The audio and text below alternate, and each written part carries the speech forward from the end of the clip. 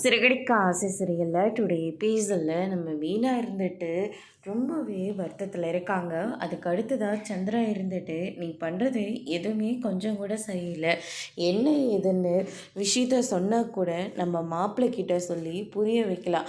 ஆனால் நீ என்னடனா பிடிவாதமாக எங்கே வந்து உட்காந்துட்டு இப்படி அவரை கஷ்டப்படுத்திக்கிட்டுக்கு அப்படின்னு சொல்லிட்டு சந்திரா வந்து சொல்லிக்கிட்டு இருக்காங்க.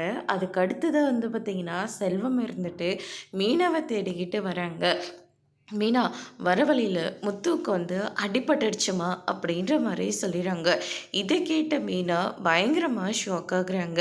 அண்ணன் என்ன சொல்கிறீங்க அப்படின்னு சொல்லிட்டு கேட்கவும், ஆமாம்மா உங்ககிட்ட எப்படி சொல்கிறதுன்னு எனக்கு தெரியல, அவள் உன் நினைப்பாவே இருக்கம்மா, செய்யாத தப்புக்காக அவள் என்னை தண்டிச்சுட்டு போகிறான்னு சொல்லிட்டு ரொம்பவே வருத்தப்பட்டுதாம்மா மறுபடியும் அவன் குடிக்கிறதுக்கே வந்தான்.